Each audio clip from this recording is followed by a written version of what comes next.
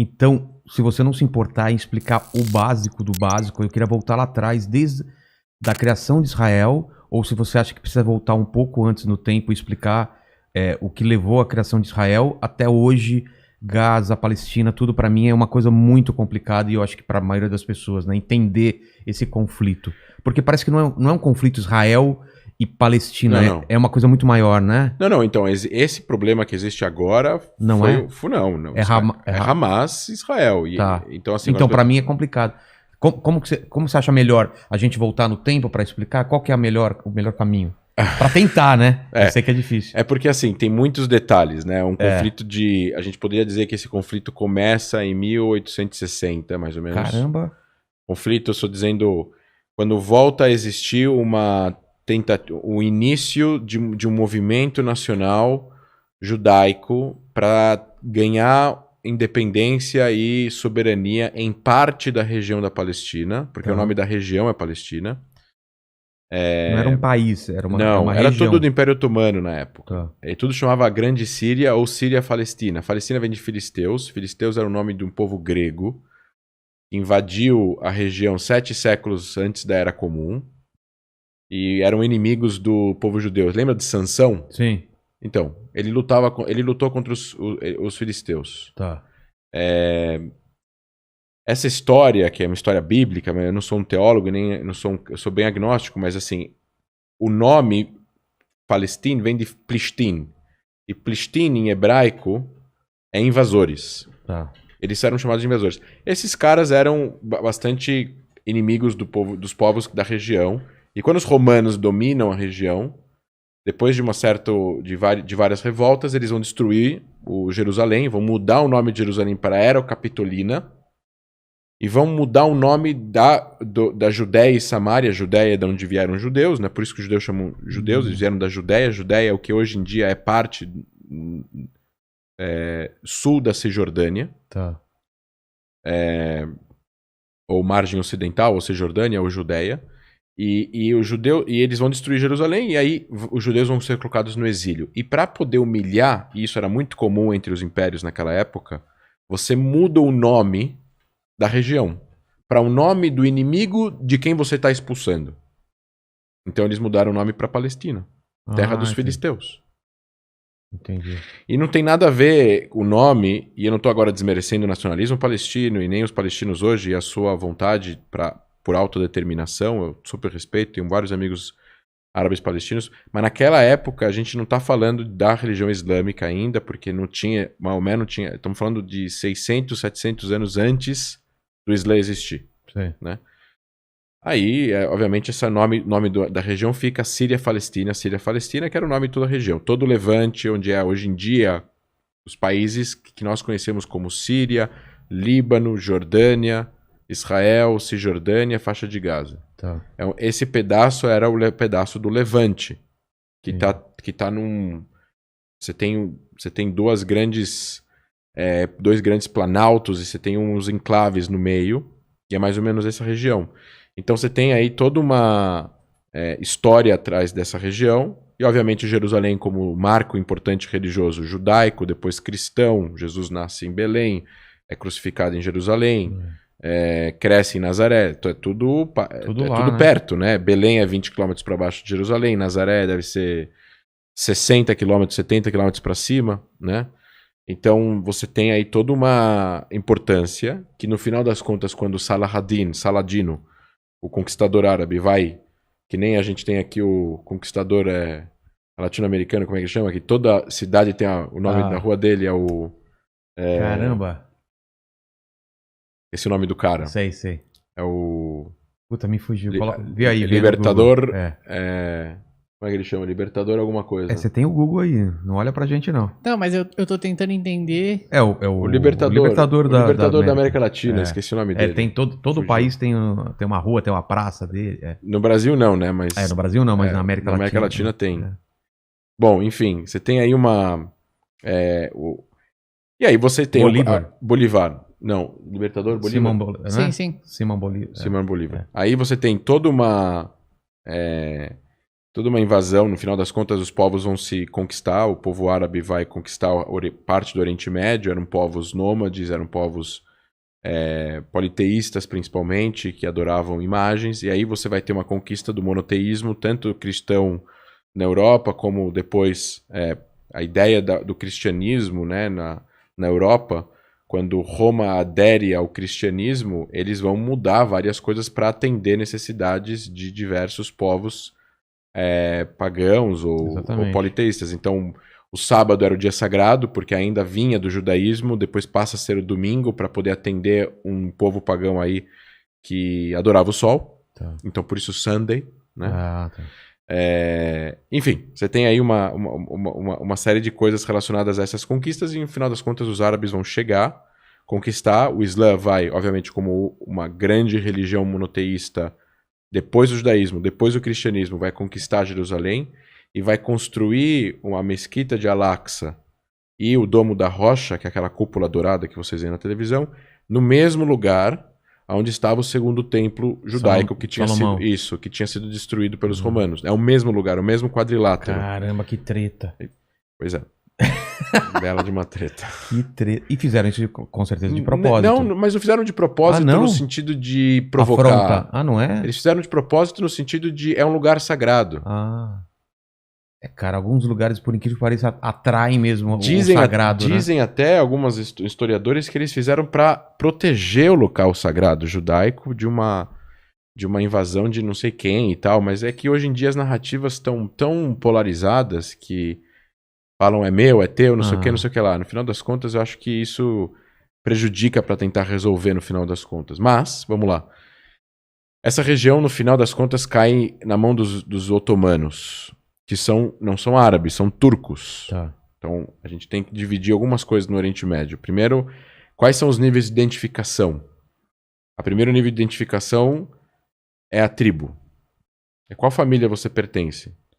Então, você tem várias famílias. Al-Husseini, Al-Saud, Hashemita, você tem Al-Maqdisi, você tem várias famílias grandes, que são milhares e milhares de pessoas que fazem parte dela.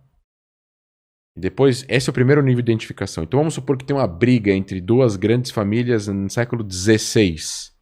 Até hoje não se falam, não podem casar entre eles, e o negócio é sério. O segundo nível de identificação é o nível religioso.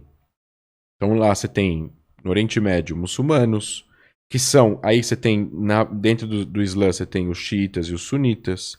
Dentro dos sunitas você tem divisões mais moderados e você tem o sunismo mais militante, que é a Irmandade Muçulmana, que da Irmandade Muçulmana saem os grupos Hamas, Al-Qaeda, Estado Islâmico, a Jabhat al-Nusra e por aí vai.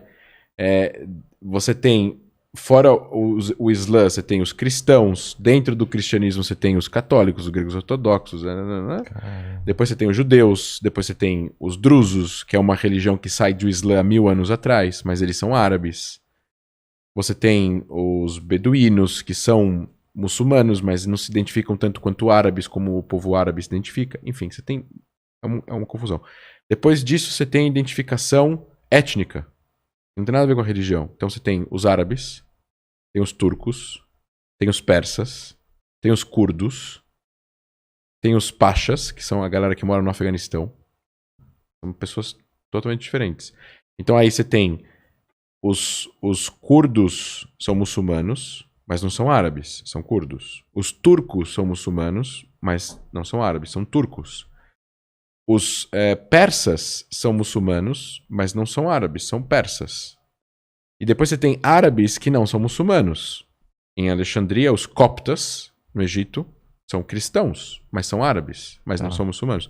Você tem cristãos no Líbano, tem cristãos em Israel. 200 mil cristãos moram em Israel, principalmente em cidades como Nazaré e Jaffa, que são cristãos, estão lá há 2000 anos. São cristãos árabes, falam árabe, a língua mãe deles é árabe, mas são cristãos, não são muçulmanos. Então você tem assim, essa é a identificação étnica. Depois você tem a identificação nacional, que é a última, que chega nos últimos 100 anos. Que é se você é sírio, se você é libanês, se você é egípcio, se você é iraquiano, etc. e tal. Mas essas identificações, elas são fortes, mas as anteriores são mais fortes ainda. Por isso que existem guerras dentro desses países, muitas vezes entre as pessoas do próprio país. Iraque teve guerra civil, Afeganistão teve guerra civil, o Egito teve guerra civil, o Líbano teve guerra civil, a Tunísia teve golpe, a Argélia, todos esses países acabam, de uma certa forma, implodindo por dentro por causa de interesses de tribos rivais, ou etnias rivais, ou religiões rivais, dentro do próprio país. Porque isso é mais forte, às vezes, do que a nacionalidade. Que, no final das contas, é um sistema político que o Ocidente, no final das contas, acaba criando com a Revolução Francesa e tal, a Revolução Americana, que acaba não se adaptando muito bem em muitos lugares do mundo. Essa coisa de fronteira, com linhas retas, dividindo países. Com regras bem específicas. Com regras específicas, e que você tem aí quem vai ser o governante daquele país. Então, o Iraque, por exemplo. Saddam Hussein é sunita. E o Iraque é 60%, 62% xiita. Caramba. E o cara comandou o país, que ele era minoria, e mandava matar um monte de gente. Ele chegava nas cidades no Iraque e falava quem é o mafioso aqui, quem é o criminoso 1 da cidade. E esse cara, você é o prefeito da cidade agora, eu acabei de nomear. É assim. Que doideira. O Assad na família... A Síria é um país comandado por uma ditadura familiar que foram 3 golpes militares, um dentro do outro quase, praticamente na década de 60. Um golpe, depois outro golpe. Todo mundo do exército, coronéis. O Egito tinha um rei. O rei sai, o Nasser, lá atrás, na década de 50, vai e faz um golpe, não deixa o rei voltar. A partir de agora, o Egito é um estado, uma ditadura militar, laica, não religiosa. E aí começa, tem várias histórias que são paralelas dentro do Oriente Médio, mas no final das contas, a criação de Israel, que você me perguntou, a gente poderia talvez trazer, o Império Otomano deixa de existir na Primeira Guerra Mundial. Tá. Que é o paralelo ao fim da Primeira Guerra do Império Otomano. A gente tem que voltar ainda 50 anos antes do Império Otomano acabar, em 1860, 65, 70, 85, 90, que é quando muitos judeus que já moravam, sempre teve presença judaica lá. Teve, obviamente, mais presença árabe, porque aquela região foi dominada por impérios árabes e muçulmanos ao longo dos últimos 1000 anos, né, antes do século XX. Mas existiam judeus em Jerusalém, eles eram maioria em 1860, tinham 10 mil pessoas em Jerusalém. Só a Cidade Velha era construída. Primeiro bairro fora da Cidade Velha de Jerusalém. Para as pessoas saberem, não tinha Jerusalém Oriental, Ocidental, não existia isso, era só a Cidade Velha. Tá. As pessoas o primeiro bairro é Montefiore, que é 1861. Judeu, empresário, queria que as pessoas fossem morar fora da Cidade Velha por causa de doenças e saneamento básico. É muito apertado, estava muito velho, a galera estava morrendo, vamos sair da Cidade Velha e abrir novos bairros. Então, assim, o movimento sionista, que isso é importante colocar, o movimento de autodeterminação do povo judeu, esse é o nome, sionismo. A volta a Jerusalém, Sion é o nome da montanha lá do lado de Jerusalém. Monte Sion. Não é nada mais além disso, sionismo. Sionismo é os judeus quererem se autodeterminar em parte da sua terra ancestral. Só. O sionismo, assim como se você podemos falar assim, o que seria um patriota brasileiro? Um cara que quer que o Brasil continue existindo como um país para os brasileiros. Tá. Então, por exemplo, se existir uma proposta de lei aqui e falar, vamos trazer 300 milhões de alguma pessoa de algum outro país, de algum outro lugar do mundo, muita gente talvez vai falar assim, se a gente trouxer 300 milhões para cá, o Brasil vai deixar de ser brasileiro, porque vai ter mais gente de outro lugar, de outra nacionalidade. Então o sionismo, na verdade, é apenas a autodeterminação do povo judeu em sua terra ancestral. Ele não define o resto e para baixo. Então, o sionismo é algo que é a ideia da criação. Porém, embaixo disso está como o país vai ser comunista, o país vai ser socialista, o país vai ser capitalista. Não, mas antes disso, já se tinha ideia que ia ser essa mesma região ou poderia ser qualquer lugar no mundo? Quando surgiu as primeiras entradas, as primeiras migrações surgiram antes do movimento formal ser criado. Tá. Então teve gente do Marrocos em 1600 que migrou para Israel, para a região. Teve gente na Líbia que migrou. Naquela época era muito difícil migrar. Imagina 1650 você sair de Marrakech, no Marrocos, que está 2.000 quilômetros de distância, atravessar a África ou atravessar o Mediterrâneo de barco. Então as pessoas não saíam muito, né? Para se aventurar assim desse jeito. Só que eventualmente isso acontecia.